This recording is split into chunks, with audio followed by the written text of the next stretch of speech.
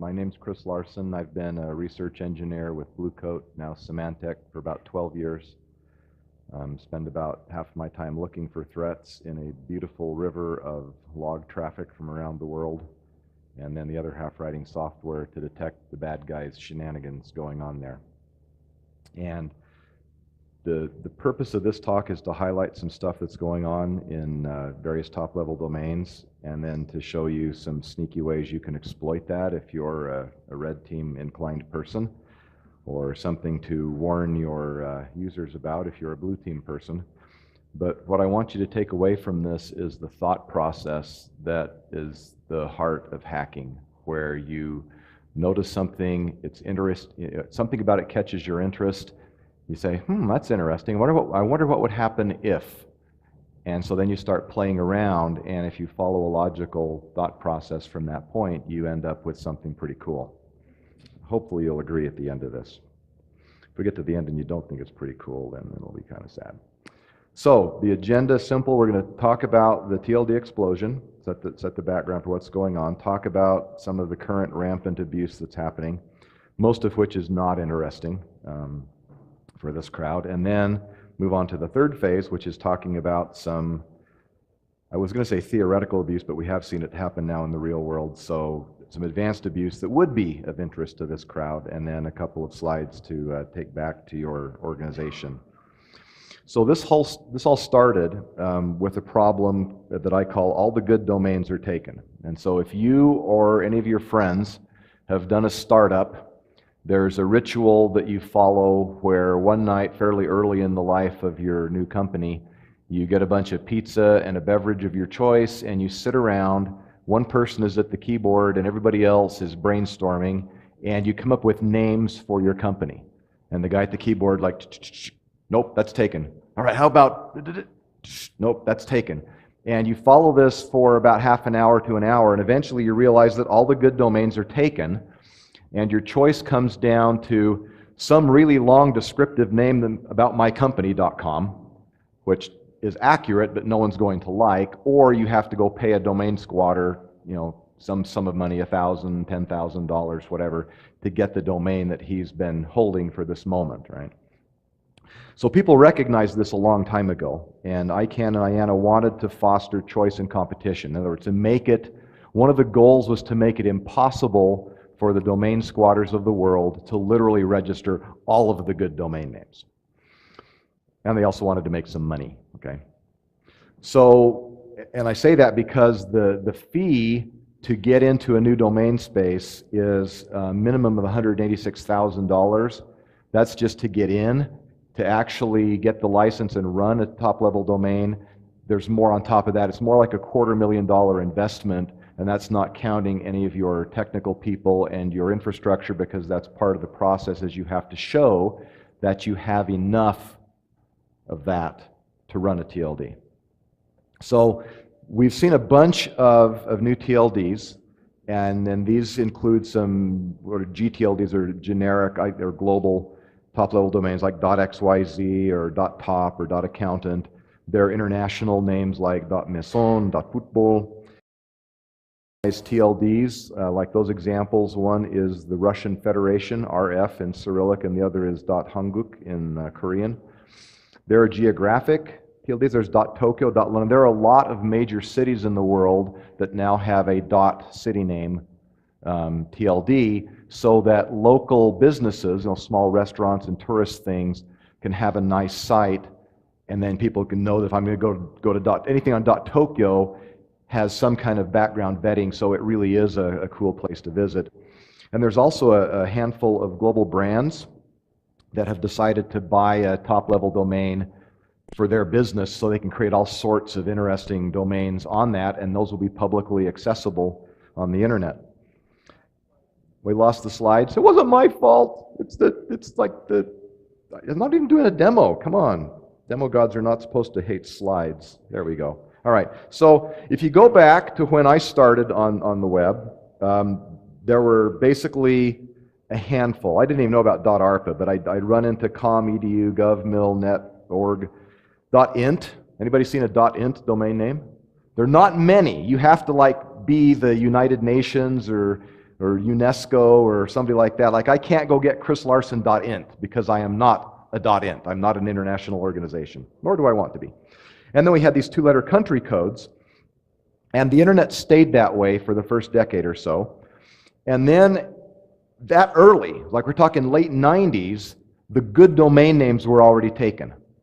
Okay, it was hard to find a reasonable .com name. And so they fixed that by creating .biz. And so .biz was going to become the new .com, and businesses could be just happy living on .biz. And of course, as we know, that didn't happen, and .biz is sort of somewhat of a ghetto. But that's the way it worked out. .info is a very schizophrenic TLD. There are a lot of legitimate domains there, but there's also a lot of junk. And I don't know how often you run into .museum or .travel sites. The point is, most of this flew under the radar of the general public, and until .XXX came out in 2011 as a place for porn sites, none of this would have made like the general newspapers or the general media. XXX did. And then the web took a brief hiatus in 2012, and then wonderful things started happening. But the point is, for someone like me, this all still fit in my brain, okay? I could cope with this type of web. Now, we still play a little game in the research lab where you'll name a two-letter country code and try to stump the other members of the research team, right? So if I asked you, who is .ru, you'd know that's Russia, .fr, that's France. Those are easy ones. What if I asked you .cf? That's the Central African Republic. You probably didn't know that one. How about .hr? Anybody know that one? And it's not Hungary. That's what everybody guesses. And no Googling. That's cheating.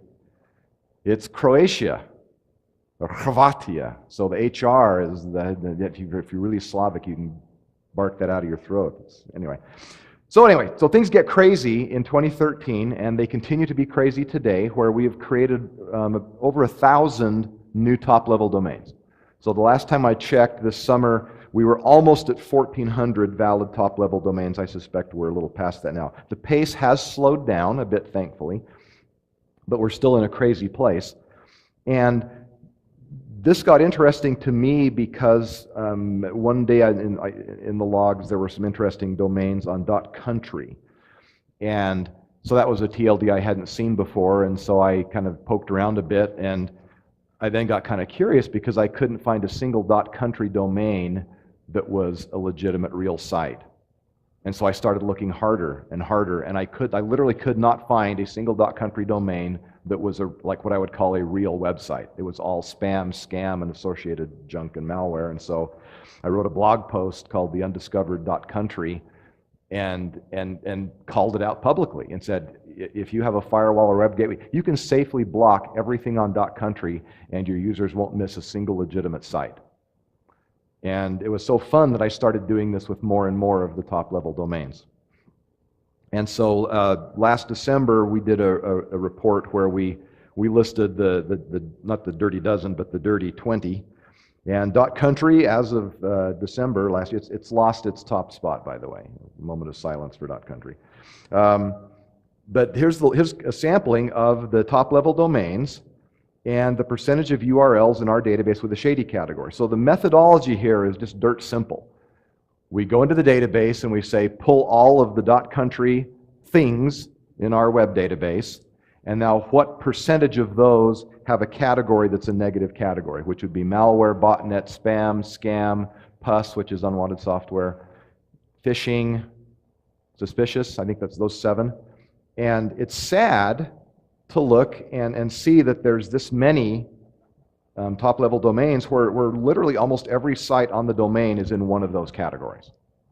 Now, granted, the systems we use to trawl for evil sites skews our data towards the negative. For example, 27% roughly of the domains in 14 years of web research in our database, 27% of the .coms that are in there are shady, according to that, and that's not a live percentage. A lot of the bad, we find more bad stuff, so that's why we have, but still, 99.96%, and then the top, or the second 10 is not much better.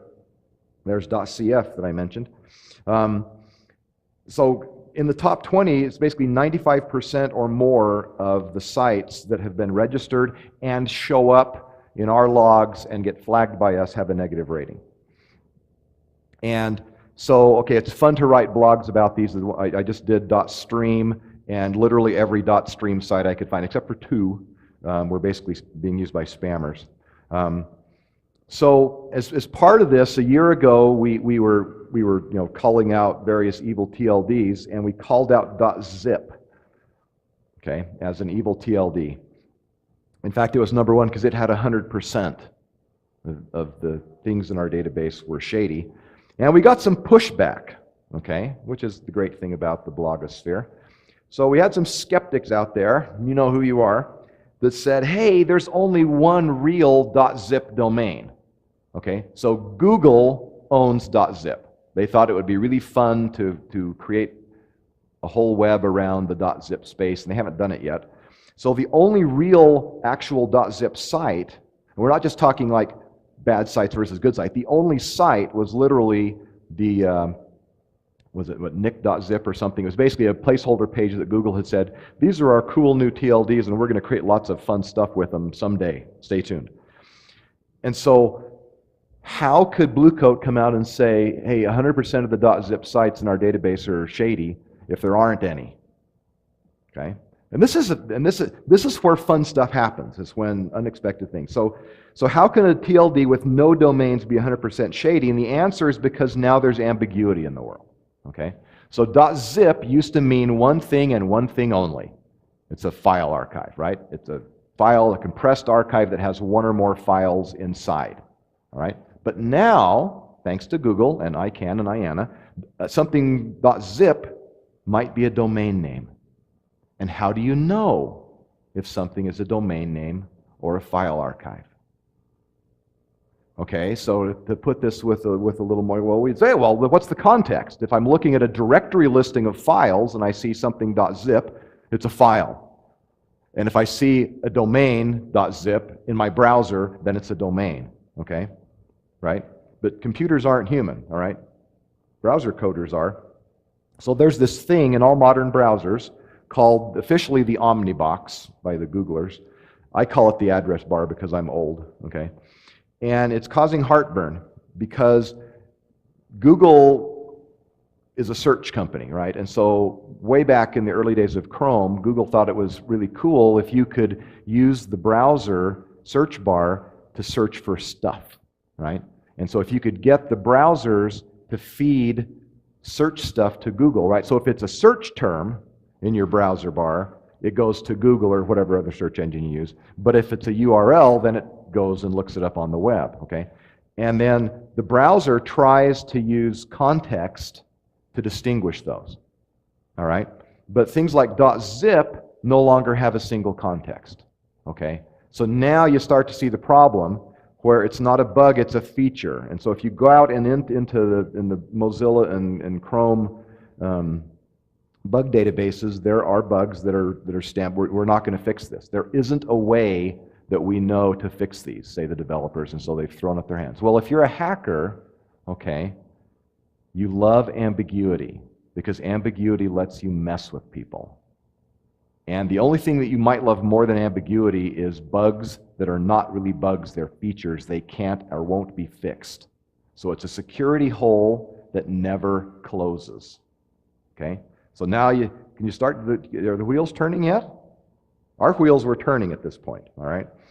So .zip got us thinking, and then one of the TLDs we profiled was .date.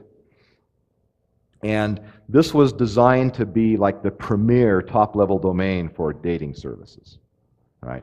Why go to Match.com or Harmony.com when you could go to something.date, right? And ironically, when we did our profile of .date as a shady TLD, there was literally none of the spam and scam sites .date that were a dating type scam or spam. It's like, come on, bad guys, if you're going to have this wonderful TLD, you should take advantage of it. Sometimes the bad guys have no imagination. But okay, so if you're a developer and I were to show you this, camel case java.util.date, you would say, okay, that's a Java class library. right? It's Java, and it's the util library, and it's the .date class within that. But if I were to show you http://java.util.date all lowercase, now what is it? Oh, it's a domain. That's a URL. I can tell because it's got HTTP in front of it, right? But domains are not case significant, right? And so any form of that you put into a browser, what's going to happen? It's going to go out on the web. The browser has to say, .date. That's a valid TLD. This thing that they're looking up is a website, so I'm going to try to resolve it and go there, okay? So now if you wanted to do mischief around this ambiguity, you don't have to hack anything. All you needed, as of a year ago when this was still available, was $650, and you could own util.date. So my colleague Daniel wrote a little Python script, which you can get on GitHub at that address there, that takes really anything, any text file. In this case, he fed it the Java 8 namespace to look for members of the namespace that would be valid TLDs. And so there are Java, there's java.awt.graphics. Again, it's a capital G in Java land, but if someone were to register awt.graphics, now you own that as a web domain, including the java.subdomain if you are so inclined. So there's a bunch of collisions in Java, which you might want to say, ooh, we could maybe do some mischief with that. And so then you think, well, what about .NET? Yeah, system.drawing, it does dot stuff too. Python, datetime.date, yeah. Ruby, okay, colon. I'm looking at Ruby thinking there's got to be a way to do something with IPv6 at some point. The light bulb will kick on and I'll figure out the great way to mess with people in Ruby. So we then ran some, we being Daniel, because he did all the heavy lifting for this. I just cheered him on. So we went through a chunk of Apache Tomcat and the HTTP components, running this to see how often do you find collisions not in the Java namespace, but in a large code base's namespace. Because if you are cranking out a lot of Java code in your shop, you create your own classes, right? Well, how do you know if the classes you're creating are colliding with TLDs? Out of these two databases, it was a pretty consistent ratio. About 1 per 150 classes had a TLD collision that could potentially be used for mischief. So again, these aren't necessarily evil, but they put ambiguity in your world, and ambiguity can equal risk, and so you need to be smart about doing that. So after we did an early version of this talk at RSA, we kept an eye on the space, and we noticed that somebody in China, that's safe, right? No, nothing bad comes out of China, had already registered mssql.date. And someone in North Korea had registered naming.name. And so that we saw a URL for javax.naming.name showing up in the logs. I'm sure it was all just totally coincidental, not an actual attack happening. All right, so for the next step in our thinking, wearing our hacker hats, I have to take you on a quick little intermission to the wonderful land of IDNs, or internationalized domain names. And the basic idea behind IDNs is the web was originally built, or the whole internet was built around a US-centric ASCII version of computing. So you have letters A through Z, and the numbers, and some punctuation symbols, and some control characters, but there are no accented characters, there's no Chinese, there's no Arabic, there's none of that stuff, right? So the web grows up in .com land, and everybody in all these other countries and languages has to use ASCII characters for their domain names. And by golly, we believe in human rights. They shouldn't have to do that. They should be able to use their native character sets. And so this project called Unicode, which is really awesome if you're a word nerd like me, they basically figured out a way to, in 16 bits, to have all of the world's languages past and present in this one character set. And early on, as this started to be used on the web, people recognized that there's a potential problem here, all right? And if you look at these two things, they look identical, and they should look identical because they basically are identical, except that one of these is written in Russian and one of these is written in ASCII. Well, not all the letters are Russian. The W, the K, and the D are ASCII, but the other letters in one of those are actually Russian. And so if you were to cut and paste those into a browser, one of them would go to wikipedia.org and one would not resolve, and it would be trying to go to some xn-wkd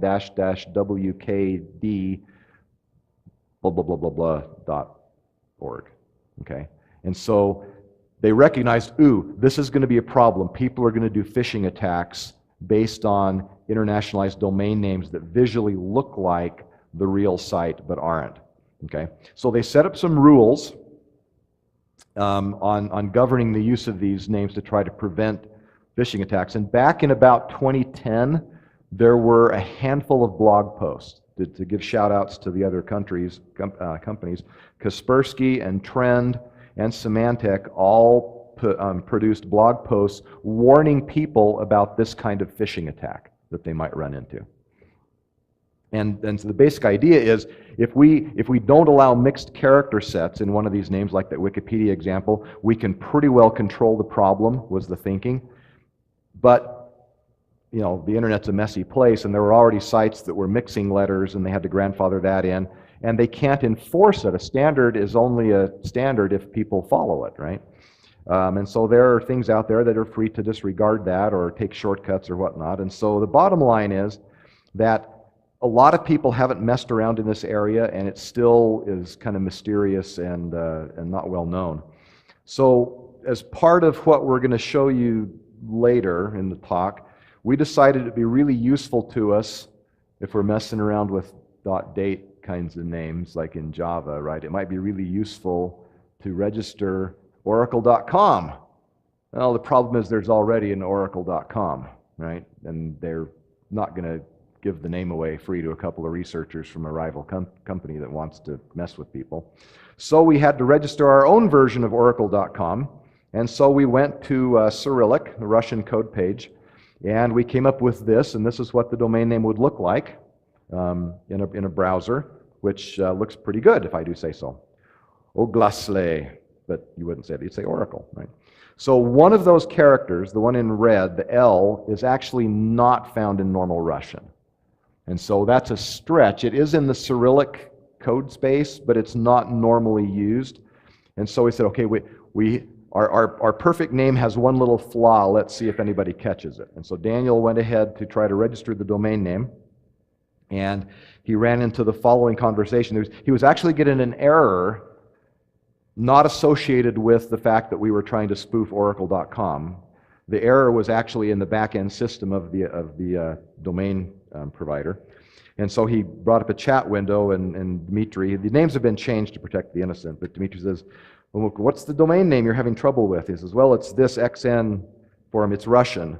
I want to just check out, I want the checkout to prompt, because when you registered the domain name, one of the questions was it would ask you, there's a box say, what is the language of this name if you're using international characters, so they would know which page to check it against to see if you were doing bad stuff. And Daniel wasn't getting the prompt, so he said, I need to get the prompt so I can register it. Oh, so you're attempting to register Oracle.com, right? Oh, yes, that's the Unicode. So Unicode is, never mind. Unicode is the name of the XN -- form, and then the Unicode form would be this one. So actually, Daniel got it wrong. The Unicode form would be the Oracle.com. The Unicode is the XN form. Anyway, so Dimitri says, oh, thank you. Please hold on. I am registering the domain manually for you. Oh, we've got some issues with ID and registration at the moment. I deeply apologize. I need to contract our upstream provider to have them investigate the issue. So 11 days later, we were finally rejected. No, you can't own that because the encoding type is Russian, but some of the characters, like one character, that L, was not Russian. And so they caught it, right? They stopped us from registering the evil lookalike Oracle.com. So we almost got it. So in this case, the rules were followed and the system worked. It was rejected. But this was for a mainstream registrar in the US, not a shady registrar. There was a clearly illegal value there, and it still took 11 days to catch. As a final note, the 1 digit is a valid character, and Oracle.com with a 1 instead of the L is available, and that would be something you could register. So there's a lot of mischief you can do with IDNs. So there are some constraints in place, but it's really not that hard to figure out an attack using those. All right, so now we're ready to do our spearfishing attack. Okay, so we craft a believable-looking spearfishing email. So the subject here, we're worried about a new CVE in Java that may affect our code, right? So we're going to send this out to the developers. And so there's this Java sound.midi device.info class, and presumably if you try to load a deliberately deformed MIDI file, you can break out of the JVM sandbox. And Chrome and Firefox have extensions that try to play MIDI. So you can have a MIDI sound file play when a web page loads. That sounds very 90s, doesn't it? Anyway, so here's this note that the Google researchers at Project Zero posted about this. Now, we did this in February. Okay? So if I were redoing the spearfishing campaign, I would take the date out. But we wanted people to know that this was a thing, right? And we didn't make this up. That was the wonderful thing, is that the internet handed us a CVE in Java right when we needed to do this spearfishing test. And so we did that. So we put that in to make it believable. So there literally were Google researchers at their Project Zero that posted about this. And anyway, so here we go. So our team is going to do some research to see if we can release a quick patch, because this might affect our code, right? So I recommend you Google javax.sound.midi.mididevice.info. Okay, now you should know what's going to happen when the developer gets this email, right? Based on what I've told you so far. As a developer, if I get an email like this, what is my natural reaction going to be? Even if Daniel doesn't helpfully say, I recommend you Google this, right? Where is the documentation for everything in the world these days? It's on Google, right? In the old days as a developer, I would have to go to the compiler, like Microsoft Developer Network stack of CDs, and there would be information, all of the docs about the Visual C Studio and different libraries and stuff, and I'd have to dig through, and hopefully they've got it indexed well and I can find my article. No, I just go to Google, right? So we said, okay, this will be a spearfish that'll nail every developer out there, because there's no link, there is no attachment. It's a safe email, right? How can you do a spearfishing attack without a link or an attachment with just a text email, right? There's no way to hurt people with a text email, unless you give them something that they can't resist Googling, okay? So the fun thing is Daniel sent me this to look at, all right? So I knew when I got it, just like you guys know when you see this, this is clearly labeled. This is a spearfishing email, right? And so I knew that Daniel wanted me to Google this in the Omnibox, in the address bar. I knew he wanted me to paste it in there. And I thought, ha ha ha, I'm going to see what happens if I actually do go and Google it. And so I flip over to Chrome, hit Control-T to open a new tab, because that's what I would do normally, and I see this. Okay, Chrome very helpfully comes up with the new tab, and look, I'm on Google. And I've got a little search box right down there at the bottom that says Search Google. And so I had intended to open the tab, go to google.com, actually type in google.com, and then when I knew I was on Google, then Google for the thing that Daniel was trying to trick me into Googling for. But I didn't do it because I hit this stage and my brain said, oh, I don't have to type in google.com to go to Google. Chrome has already taken me to Google in the lower part of the window, so I paste it in there. And of course, it doesn't matter which of those places you paste this Java class into. The browser says, okay, they want to search for something. It's either a search term or it's a web page. If you look at the little icon there, the top one, the default, is to say, well, because this ends in .info, It's probably a web page they want to search for, but I'll also give them the option of doing a Google search. All right? But again, your brain is probably going to, I already think I'm on Google, I've pasted this in, I'm just going to hit enter. So unless you specifically clicked, no, I want to search on Google for this thing as a thing, not a web page, you will go to the website. And if you've already done this, this is the page you get to at javax.sound.midi.mididevice.info, and it looks like a Google search. And it's a real Google search because, again, this was a real CVE in February. And so we did a real Google search on the CVE, and we grabbed the top things, and we built a fake Google page.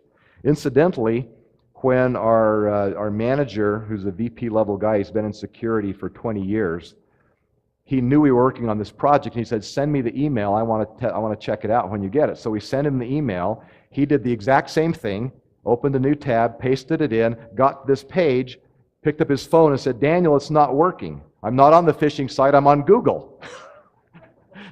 And Daniel said, no, you're not. He said, yes, I am. Come into my office. I'll show you. I'm on Google.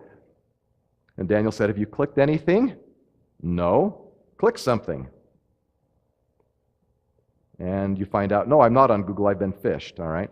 So originally, this was the part of the attack where we would need the fake Oracle.com name because we were going to have all of the links. We were going to have the search results be real, the text, but the link part be the fake Cyrillic Oracle.com. But as it turned out, we didn't need to do that because there was a fresh CVE that was really out there, and there were real Google results to all of those things, and we could just use JavaScript to intercept the click and then pop up this little dialogue that said, you've been phished, don't panic, no animals were harmed in the making of this experiment. And if you actually clicked on the OK button, you would then click through to the real article.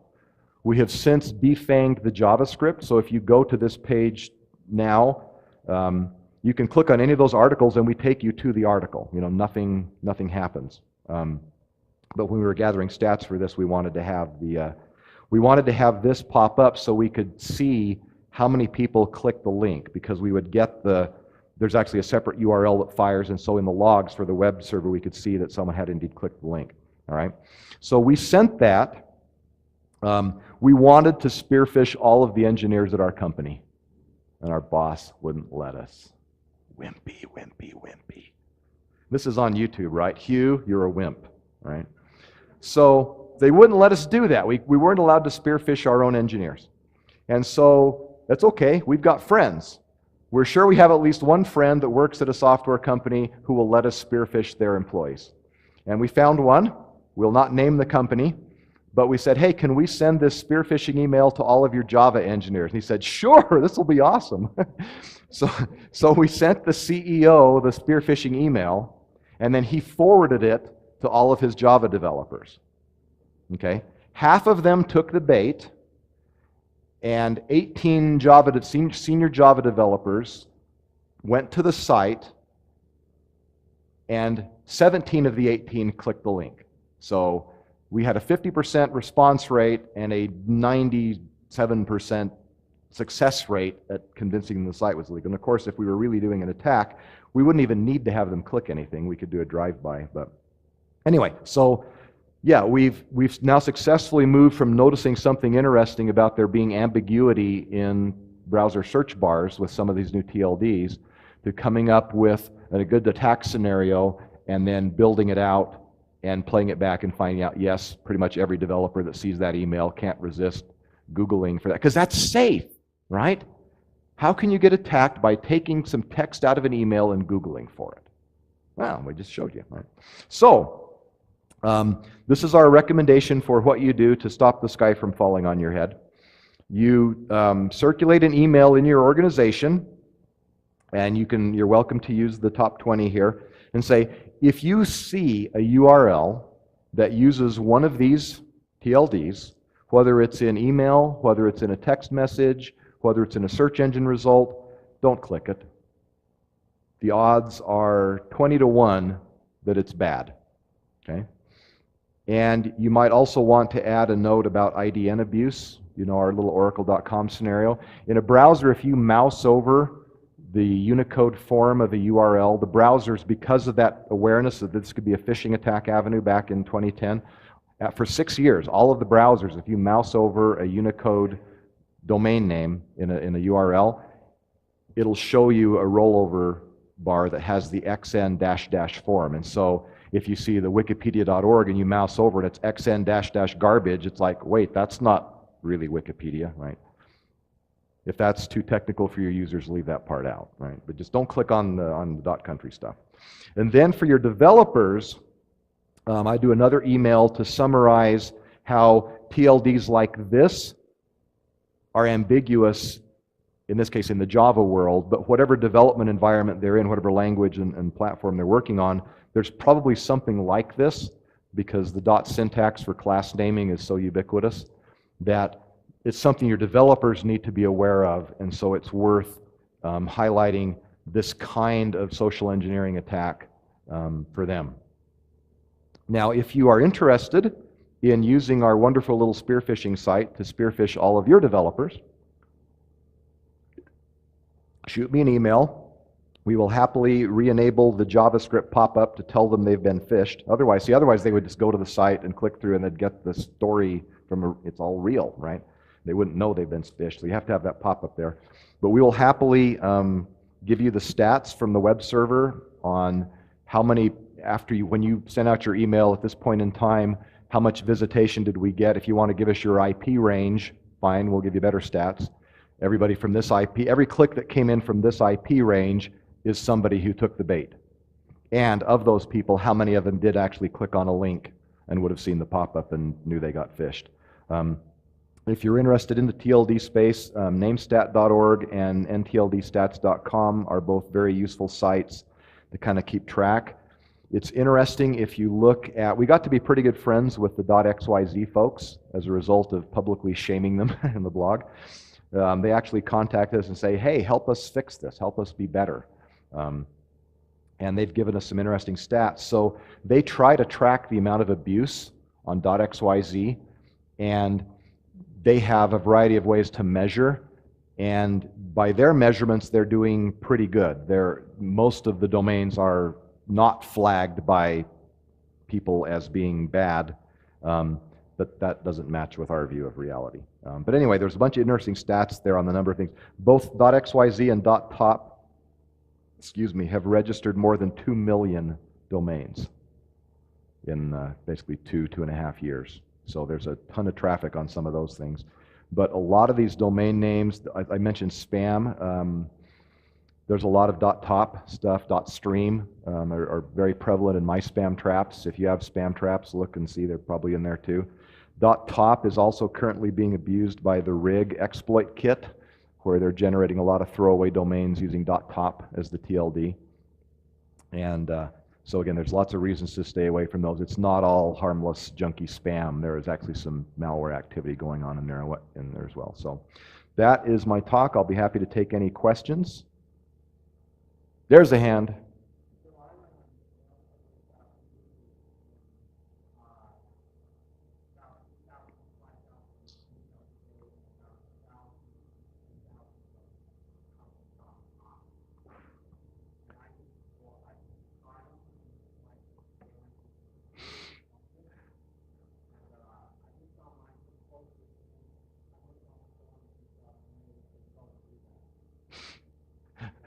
I say do that.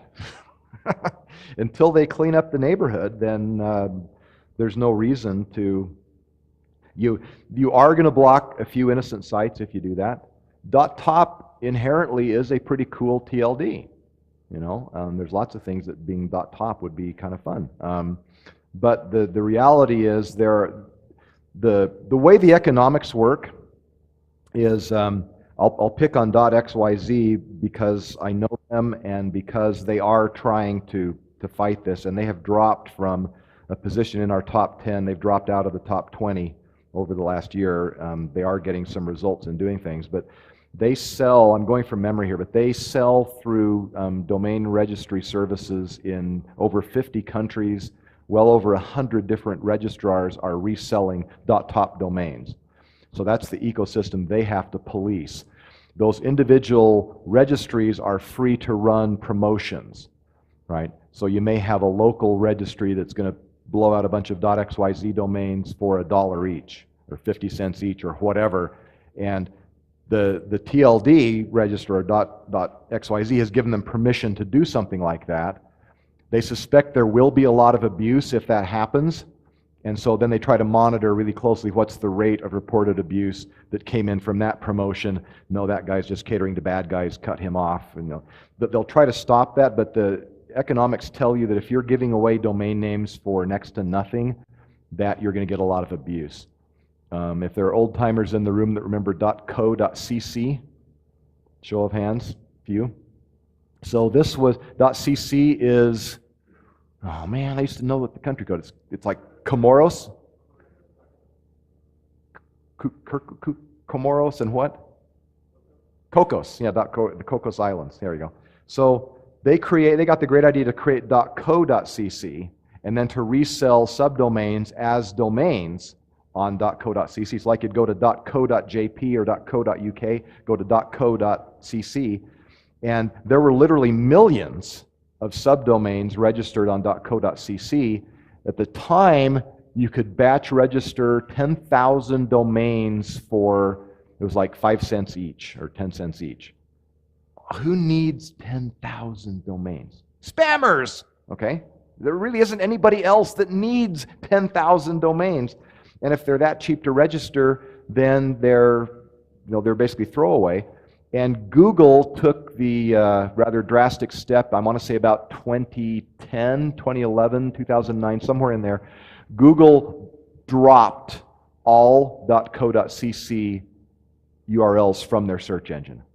Basically, it vanished from the internet. And there was some pushback, especially from the .co.cc guys, pointing out that there were a lot of legitimate mom-and-pop businesses that couldn't afford a fancy website that were using that as a very economical way to have a website. And Google had unfairly discriminated against them, and Google told them to go away. We don't care. If you let your neighborhood get 99% junky and shady, then don't be surprised if nobody goes there anymore. And so that's my long-winded answer to that. Yeah, I don't have a problem with blocking. We've publicly called, if you go back and read the blog over the last year and a half, we've publicly called out at least a dozen TLDs and just said, we recommend everybody block everything on this.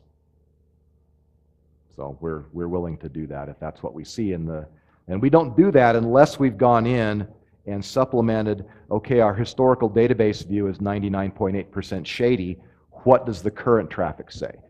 So we'll go back like a week in our logs, and these are worldwide logs from tens of thousands of large organizations, and say, what are the .stream, in this case, .stream sites that people are actually going to? And then of each of those, what's their rating? And if they're not rated yet, I'll go take a look and see. And again, there were 2 media type sites on .stream that I judged to be at least arguably legitimate. There was a porn site, there was a gambling site, and there was a handful of piracy sites. Those don't even count in the shady TLD ratings. You've got to have like the security related rating. But if the current traffic shows that essentially everything is bad, and the database says that historically almost everything we've ever seen from you has been bad, then we say, yeah, just block it until they clean up their act. Another question, yes?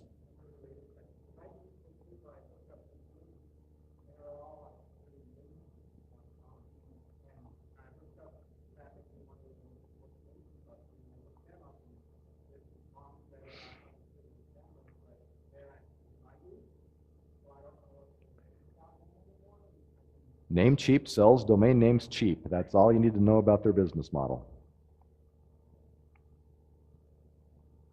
But yes, it's not too surprising if you start to see the same things popping up as you explore these different channels. So yes, there's a lot of spam on various TLDs, and a lot of it traces back to Namecheap. But there are others. They're not the only one at all. There's a lot of registries that, and they're not, and I want to be charitable and say they're not deliberately evil, but their business model is based on selling a lot of domains, because if you're selling a domain name for $1, that's part of the TLD model. Okay, I mentioned $186,000 to apply for a .tld, and if you in the wild woolly days of the in 2013 when they had the TLD explosion, there were a lot of cases where multiple folks had wanted the same TLD.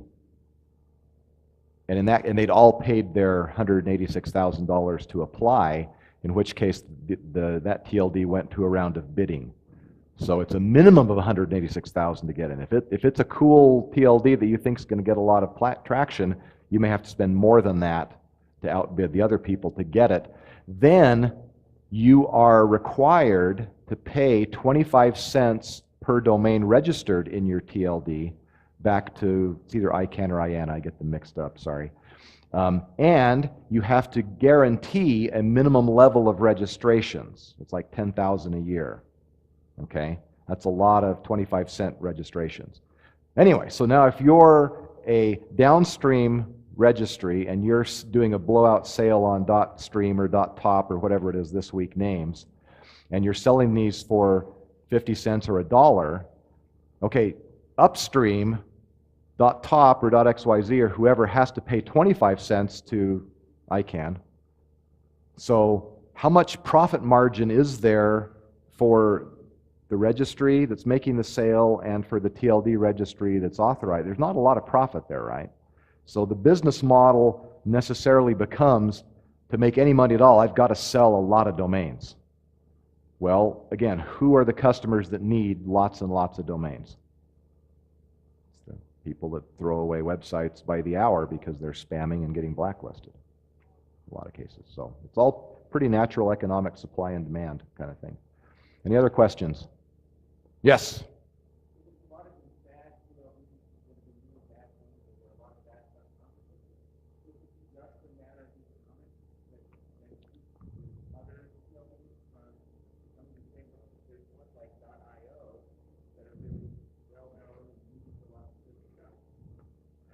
Yeah, it's basically up, a two-letter is a country code, so IO is Indian Ocean, British Indian Ocean territories, and they've historically done a pretty good job.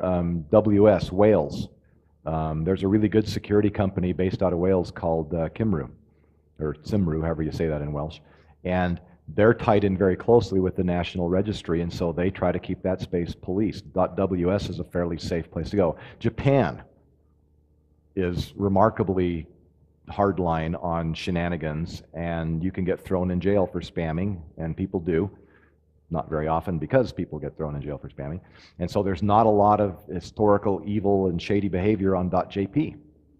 .mil is the US military. You can imagine over time there are very few, if any, deliberately evil .mil sites that get set up. There are a few that get flagged for danger because they get compromised at some point, right? But that's about the only time a .mil address is going to make it into our database with a shady rating, is when it's compromised.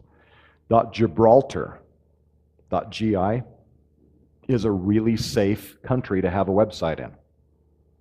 FYI, it's in the bottom 10 of the shadiest TLDs ever, along with .jp and .mil and a few others.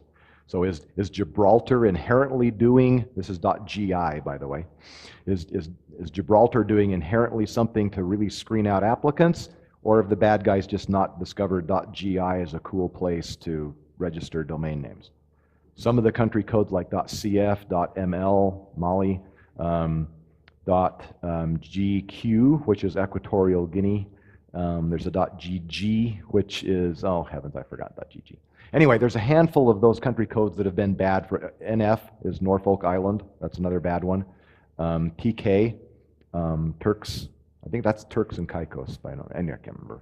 But .tk has been shady for a long time, and so it's fairly common to be able to go out and Google for some of these, and you will find other companies besides us recommending just block everything there. There's a classic. I should have put this in my deck. There's a classic little meme generator that's got a shot of the Mos Eisley spaceport from Star Wars, the famous wretched hive of scum and villainy, and it lists like these 5 two-letter country code domain names that are TLDs that have been evil for so long that obviously nobody cares there, that they're infamous on the internet for poor quality neighborhood.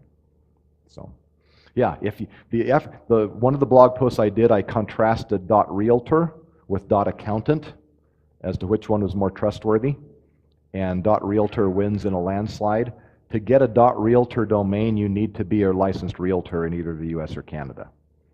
There are still shenanigans that happen there because it's a redirect service, and the sites do get hacked. Realtors are not experts at web security. Their sites do get hacked, but barring a website compromise, no one can really easily set up an evil .realtor domain. .accountant, on the other hand, shows up heavily in spam, and if we do our little historical database check or a last 7 days, what's in the active traffic logs check, either way, it's a wretched hive of scum and villainy. And so .accountant there's nobody there. There are no bean counters at .accountant trying to keep their TLD safe. I don't even know who operates it, but whoever it is does not care. All right, that's the bottom line. If you've got a 99% historical shady ratio in our database, you don't care. It's as simple as that. I await to be proven wrong. We've had a few TLD registries, but really, like in almost 2 years of writing blog posts like this, I've only had 2 TLD registries reach out to me and ask for more information or justification or help or whatever. So, yeah, sad, but they don't care generally. Give us a question to end on a happy note with.